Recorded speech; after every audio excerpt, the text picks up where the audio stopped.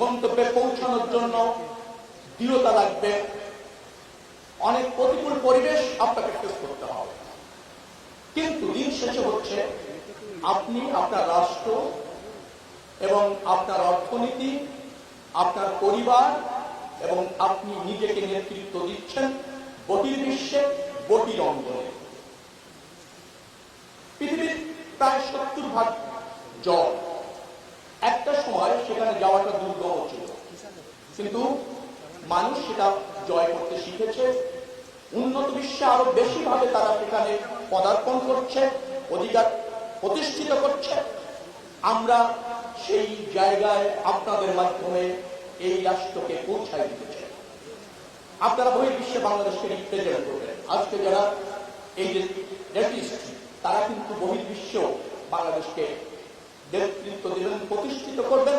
যে সমস্ত বন্দরে নোঙ্গর করবেন, সেখানে আপনি বাংলা দেশী হিসাবে কিন্তু রাষ্ট্রের জনগণের যে সক্ষমতা, আমাদের যে স্মার্টনেস, সেটাকে কিন্তু আপনারা প্রতিষ্ঠিত করবেন। সো আপনারা কিন্তু আমাদের সম্পদ, আপনারা জাতির সম্পদ, এভাবে আপনারা নিজেকে বিল্ড আপ করবেন।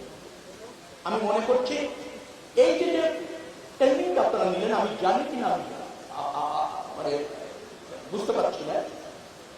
বাংলাদেশ জাতীয়তাবাদী দলের সরকার 91-তে নির্বাচিত হয়ে ক্ষমতায় এসে প্রথমেই কিন্তু এই development of cement training school প্রতিষ্ঠার উদ্যোগ নেয়।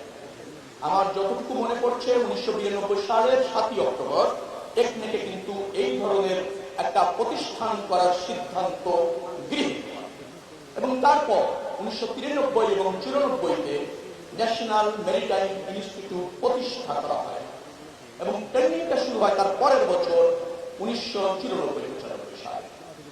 সেখান থেকে যদি বলি প্রায় 4500-এর মতো আপনাদের মতো এরকম তৈরি করা হয়েছে। 4000-এর মতো এখনো পর্যন্ত কর্মপ্রায়রত আছে। অর্থাৎ এটা কিন্তু আমাদের সরকারের একটা বড় উদ্যোগ ছিল। আমরা কিছু মানুষকে দক্ষ করতে পেরেছি। শিক্ষা আমি দুইভাবে দেখতে চাই। একটা হচ্ছে কারিগরি শিক্ষা, যে শিক্ষা মানুষের প্রয়োজনে, যে শিক্ষা হচ্ছে মানুষের কর্মদক্ষতা অর্জনের বিভিন্ন ক্ষেত্রে। আরেকটি হচ্ছে গবেষণালব্ধ শিক্ষা। শুধুমাত্র একাডেমিক শিক্ষা, সার্টিফিকেটধারী শিক্ষাটা কোনো কোনো সময় বেকারত্ব বাড়াচ্ছে, শিক্ষিত বেকারের হার বাড়ছে।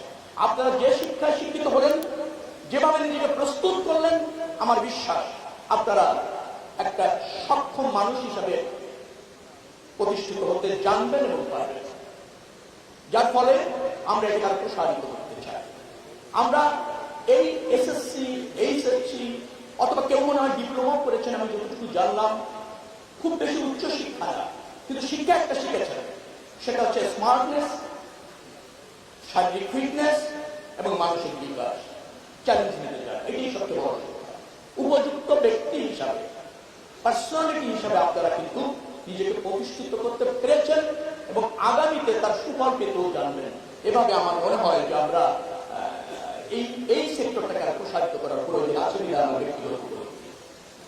আমি যেহেতু এই মন্ত্রণালয়ের দায়িত্বপ্রাপ্ত মন্ত্রী, আমার দায়িত্ব রয়েছে, আমি নিশ্চয়ই সংশ্লিষ্ট যারা আছেন তাদের সাথে কথা বলে এটা কিভাবে প্রসারিত করা যায়, কিভাবে আরো বেশি দক্ষযোগ্য করা যায়, এক্ষেত্রে আমাদের রাষ্ট্রের কন্ট্রিবিউশন আরো কিভাবে বাড়ানো যায়, সে ব্যাপারে আমার উদ্যোগ থাকবে এবং তা বাস্তবায়ন করতে আমি বদ্ধপরিকর থাকবো ইনশাআল্লাহ।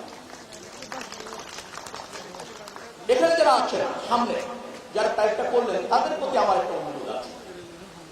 সেটি হচ্ছে দীর্ঘক্ষণ আপনারা এই রোদে কিন্তু প্যারেডটা করেছেন, আপনারা প্রচুর পরিমাণ সানলাইট কনজিউম করেছেন। এতে ভিটামিন ডি এবং D3 আছে, ভালো, কিন্তু এটা ড্যামেজও হয়। সেটা হচ্ছে আল্ট্রাভায়োলেট আলফা এবং আল্ট্রাভায়োলেট বেটা রশ্মি আপনাদেরকে স্কিনকে কিছুটা ড্যামেজ করে।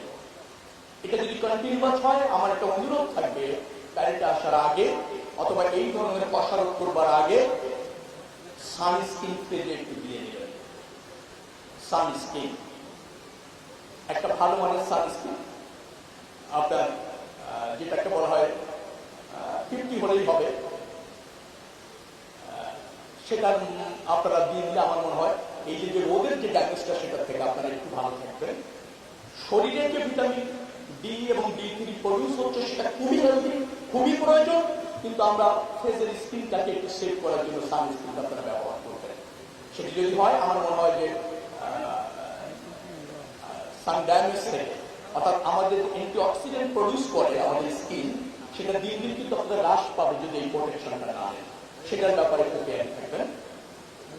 আমি আর কথা বাড়াচ্ছি না।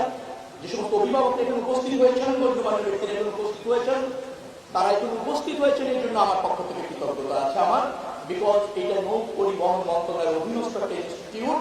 আমরা চাই এভাবে আপনারাও পাশে থাকেন, আমরাও আমাদের সামর্থ্যের শতভাগ নিয়ে আমাদের নতুন প্রজন্মকে প্রস্তুত করি চ্যালেঞ্জ নিতে, নিজেকে ভালো রাখতে, রাষ্ট্রকে ভালো রাখতে। এই প্রত্যাশা রেখে শেষ করছি। আল্লাহ হাফেজ। বাংলাদেশ জিন্দাবাদ।